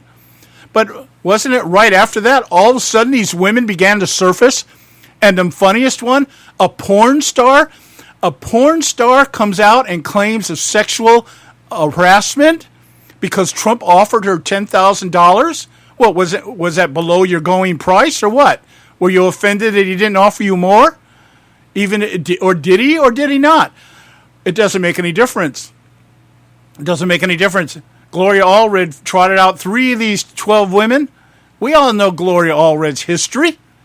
This woman is famous for trotting out people like this, illegal immigrants that took down Meg Whitman, Arnold Schwarzenegger, The Affair. She's the one that uncovered that. All right, and she's the one that paraded the woman out there on the open stage when Schwarzenegger was up for re-election. We know all this stuff. This is how it goes. And the latest I heard was, excuse me, Playboy paid a Playboy bunny back in the 70s or 80s $150,000 to remain silent about an affair she had with Donald Trump. Well, if Donald Trump had an affair back in those days, okay, so what? So what? And why did Playboy pay her? If they did, probably because they didn't want it tied to their magazine. But for whatever reason, nobody's been able to document any of this stuff. But because people say it, the ears that want to hear it take it, and they try to be objective, and they try to be, objective, and all this other stuff. But just give them a little time. You give a liberal enough time, and they'll take anything you say and turn it into something completely bass-ackwards, because that's what they do. That's how they operate. That's who they are. That's all they can do. Here's another one. Trump supporters burned down a church in North Carolina because someone painted "Vote Trump" on the building. What I mean by that is somebody torched a small church in North Carolina. Why not a big church? If you're going to torch a church in the name of trying to get people to vote for Donald Trump, first of all, why would you torch their church? Is that going to make them want to vote for Donald Trump? But it was a small church. And it was torched. Somebody painted on the side, "Vote Trump." And so naturally, what is the accusation? What is the innuendo? Trump supporters are racist. Therefore, Trump is a racist. We're back to the KKK again. All right, the KKK probably torched the church. Well, maybe they did, and maybe they didn't. You don't know that. We have the Veritas Project that tells us and gives us evidence and documents that there are operatives in the Democratic Party that go out and do this kind of stuff for the purpose of swaying public opinion. They send people to Trump rallies to create violence and then turn around and say it's Trump supporters doing it. It's been exposed, and they're still doing it to this day. Still talking about Trump supporters. You go to a Trump rally, and there's going to be violence there because that's what Trump supporters are about. Even though we now have documentation and admissions by people tied to the DNC and the Clinton campaign saying, no, those are our people. We sent them out there to do just that. So that the media will play it, and the media will spin it, and the media will report it. Innuendo, accusations, allegations, no proof of anything. So for Barack Obama to sit here and try to tell us that he's above board, that he takes the high road, as Hillary Clinton has quoted a couple times, when they go low, we go high. Yeah, sure you do. And their whole campaign, Barack Obama's whole campaign, the Democrat Party, their entire agenda is about innuendo, accusations, allegations, because that's how Alinskyites work. You identify, you demonize, you isolate, and you personalize your target. And you go after them that way. And that's what the media has been doing. And the media has been doing it for a long time. It's just this time around is so blatantly out in the open, nobody knows. It's taking people by surprise. I still have people comment on social media the things I post, saying things like, oh, no, they couldn't do that. For instance, there's been a big discussion going on our on my Facebook page about whether or not, let's see, what I've been talking about so much stuff here. I don't remember exactly what the comment was. Let me look it up here, because it has been quite a lengthy conversation that has been going on here. And it was an article. Oh, I know what it was. It was about Barack Obama's interview. In this same interview, talking about immigration. And he was asked a question by a girl about whether or not Hispanics who are voting should be concerned about the fact that if they have illegals living in their homes, that would there be an investigation? Would they compromise by them going to the voting booth the possibility of the fact that they have people in their homes that are undocumented or people that are here illegally, and would them voting lead to some type of investigation?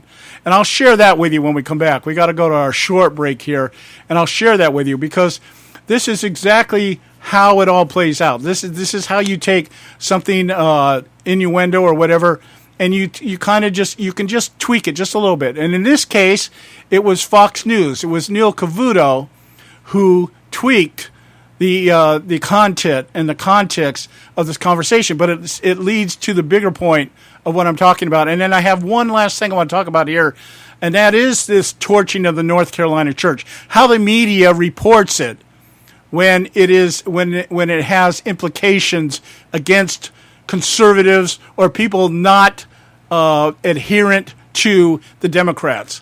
All right, stay with us. We'll be right back.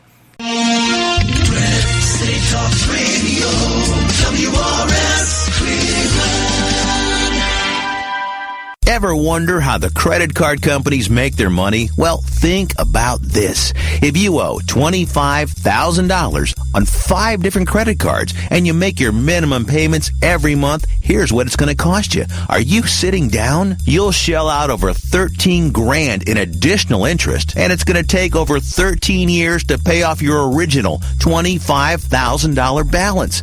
That's how they make money. Now it's your turn to fight back by calling the Debt Solutions Network. We'll work on your behalf to reduce your debt. We specialize in credit cards, retail store cards, and medical bills. We promise we can and will reduce your debt. Call right now for a free 15-minute debt analysis. 800-709-4392. 800-709-4392. 800-709-4392. 800-709-4392. Extend your life with Extendovite. When I had a heart attack at 42, I was not sure what the future held. But a year later, the doctors could find nothing wrong with me and took me off all my medication. What did I do? I took a herbal mixture of garlic, cayenne, and a few other herbs mixed in liquid form. I now call this Extendovite. I would have never believed that a few simple herbs could actually change my life like they did. Now it's your turn to see what the powers of garlic and cayenne can do for you. For only $69.95 plus shipping and handling for a 2-month supply of either capsules or liquid, you too can begin on your path to better health. For more information, call 1-877-928-8822. That's 1-877-928-8822. Or visit our website at heartdrop.com. Extend your life with Extendovite. I've owned my company for 14 years now, and I can tell you that payroll is a 4-letter word. I hate doing it. It eats up hours I don't have, and it costs me money I could be saving. But my accountant's too expensive, and I'm not sure who to call, but I know I need help. We're Paychex, and we take all the hassles out of small business payroll. We save you time and money. It's easy. Call, fax, or give us your payroll information securely online, and we take care of the rest. We calculate the correct taxes, manage payments and direct deposits. We even send out your checks. Payroll doesn't need to be a 4-letter word anymore. We're so sure that we can save you time and money that we'll give you a month's payroll free. Just for calling 877-663-3830. Get 1 month's payroll for free. Call Paychex right now. 877-663-3830. That's 877-663-3830. Hey, I don't back anybody unless I believe in them. And I do believe in the value of investing in gold and silver. And the company I trust to buy my gold and silver from is Swiss America. I've been working with them for nearly a decade. I trust them, and you can too. Swiss America will help you sort through and find the best options available when you're considering investing in gold and silver coins. Listen, for over 30 years, Swiss America has been offering Americans what they want in their investments: safety, liquidity, quality, reliability, and a potential profit. Gold and silver have a place in every investor's portfolio. So, why not let Swiss America help you diversify your investment portfolio now? Call now for free information. 800-978-3907, 800-978-3907, 800-978-3907, 800-978-3907. If you've got joint pain, let me ask you a question. Would you like a high-quality knee, back, shoulder, or ankle brace at little or no cost? Now, just in case your reception isn't great, let me ask you again. Would you like a pain-relieving knee, back, shoulder, or ankle brace at little or no cost? Well, if you have Medicare insurance, you could qualify for these pain-relieving braces at little or no cost. And these are high-quality braces. They are very comfortable, and they've helped thousands relieve their pain. Now, I'd like you to imagine going on vacation, playing with your grandkids, just living your life again without pain. The Mobility Hotline is a referral service that connects folks with Medicare coverage and other insurance to accredited companies offering pain-relieving braces at little or no cost. And don't you worry about the Medicare paperwork. They'll handle it all for you. And they'll deliver your braces for free. Call the Mobility Hotline now. The call's free. 1-800-557-6150. 1-800-557-6150. 1-800-557-6150. Don't get your panties all in a bunch. The Conservative Syndicate.net, exposing weapons of mass distraction.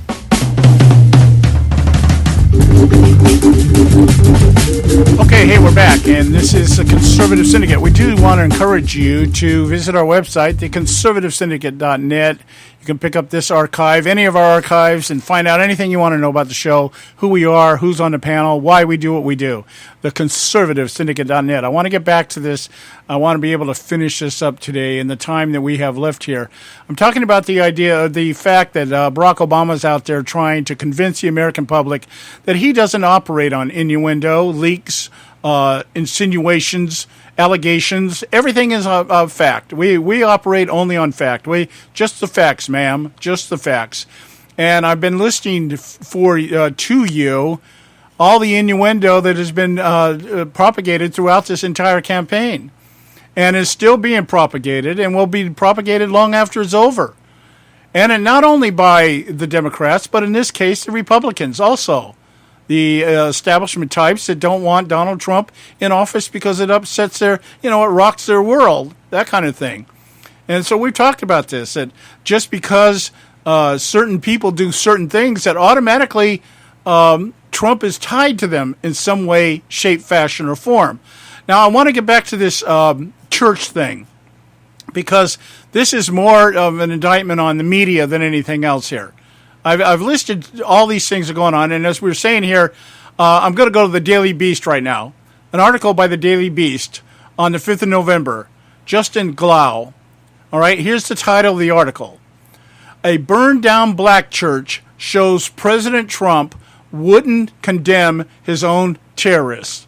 Now, what is the innuendo in that? We have no evidence that this church was torched by Trump supporters. Well, all we have evidence is that it was torched and somebody spray painted "Vote Trump" on the side of the church. And so the innuendo is, well, it must have been a Trump supporter. I don't know how you get people to vote the way you want them to vote by going and torching their place of worship, especially a small church. If you want to incite the community and you want to incite all the leaders out there to get their people out there to vote, you go after some big church. But some little church gets torched, and it's automatically because they put "Vote Trump" on the side in spray paint. Obviously means it must have been a Trump supporter.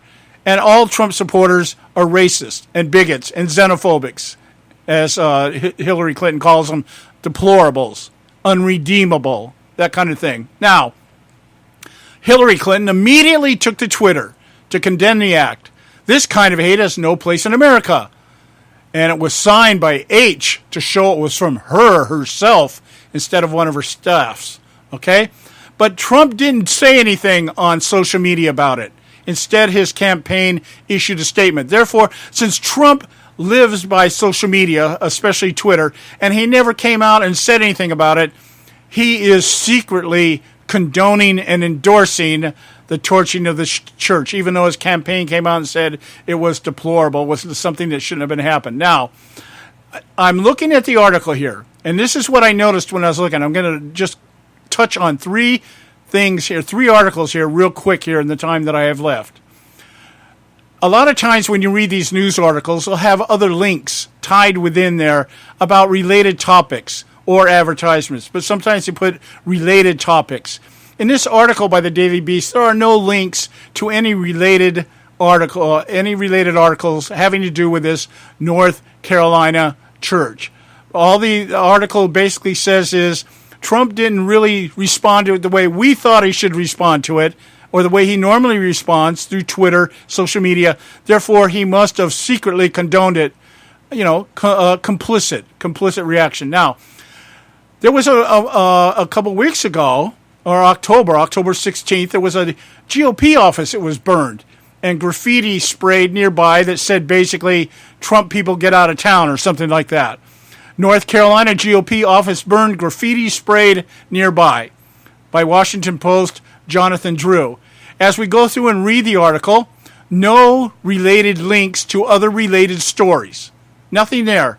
Nothing to look at. It's all about the GOP chairman and blah, blah, blah. The building got burned, blah, blah, blah. Okay? Now, Washington Post, same paper, Cleve Woodson, reports on this black church. Black church torched in Mississippi with "Vote Trump" painted on wall. Now, as I read through this thing, I find related link. KKK's official newspaper supports Donald Trump for president. Go a little bit farther down. Trump booted a black man from his rally and called him a thug. Turns out he's a supporter. You go a little bit farther down. At the end of the article, read more. 4 different links. Trump's words insulted this Hispanic woman who her co-workers used them to terrorize her. The billboard mocking Donald Trump. He can't read this. 3 Kansas men calling themselves crusaders charged in terror plot targeting Muslim immigrants, and yesterday's Ku Klux Klan members are today's police officers, councilwoman says. All these links about racism, hatred, bigotry, all intertwined in an article about the burning of North Carolina church. Innuendo, allegations, accusations. That's what it's all about. So this whole idea, my point being, for Barack Obama to sit there and once again blatantly lie to the American people that he and his people do not operate on innuendo, insinuations, and leaks is a complete and blatant lie. Everything they do, everything they have done, and everything they will continue to do is based on innuendo, insinuations, allegations, lies, spin, smear, because that's how liberals operate. They can't do anything based on what they really believe in, because anybody with the IQ of C, we would normally say, piss off. Okay? Anyway, we're at the close of the show. We'll be back tomorrow. Good show for you. All of our panel members will be on at one time or another. Election day, make sure you vote. God bless you. We will talk to you tomorrow, I guess, if I get my thing queued up here. Okay, God bless you. We'll talk to you tomorrow.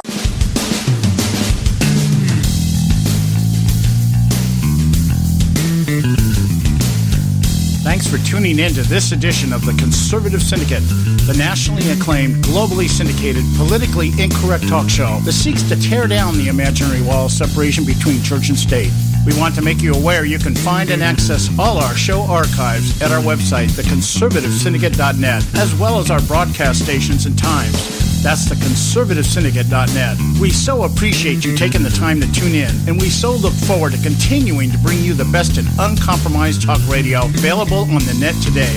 And remember, folks, it doesn't matter how many times you get knocked down in life. It only matters how many times you get up.